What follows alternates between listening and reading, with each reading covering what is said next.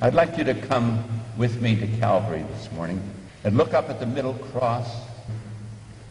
Who is that hanging there? It's Jesus. It's the Lord Jesus Christ. He's the architect of creation. He's the active agent in creation. By him were all things made, and without him was not anything made that was made. And he's the purpose of creation. Everything was created for his pleasure. Of him, and by him, and for him.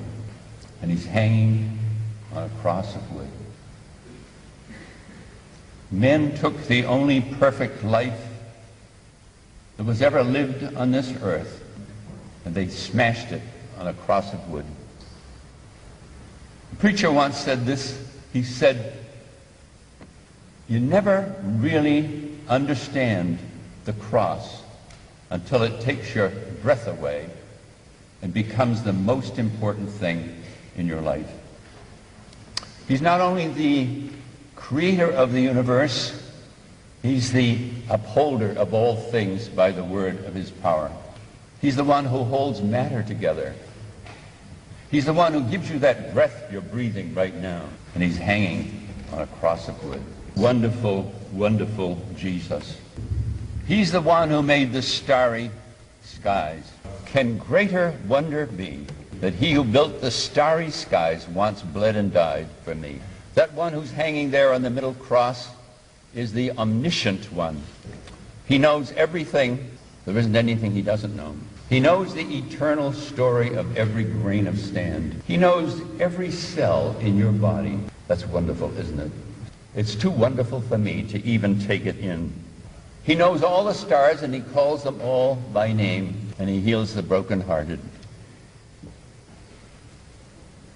Amazing to think that he, the Lord of life and glory, is hanging there in the middle cross. You never really do appreciate the cross until it takes your breath away and becomes the most important thing in your life. The one hanging there in the middle cross is the omnipotent one. He's the one who has all power, the omnipotent one.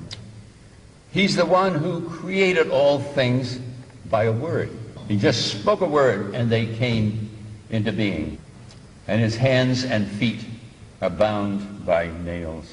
The one on the middle cross is the one who inhabits eternity. That's an amazing thought. I cannot understand eternity.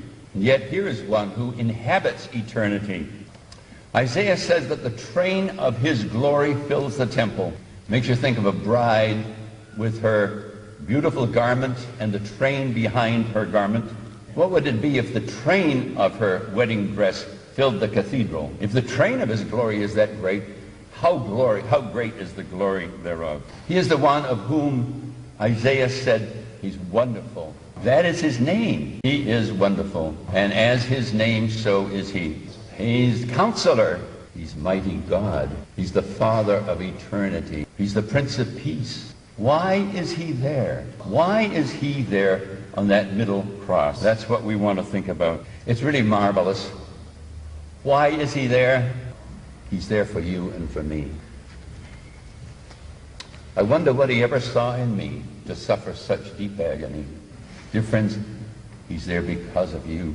You and I are but bits of cosmic dust in this universe, and yet he loved us enough to die for us there on the cross of Calvary. The trouble is that we suffer from the tyranny of the familiar.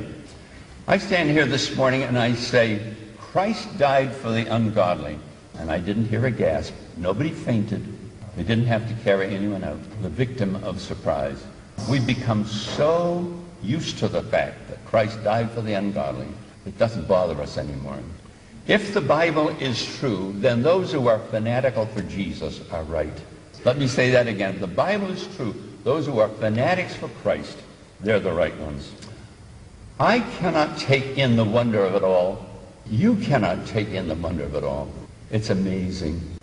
Amazing love. How can it be that thou, my God, shouldst die for me? I've heard in mythical literature how people died for their gods, but never before have I heard of a God who died for his people?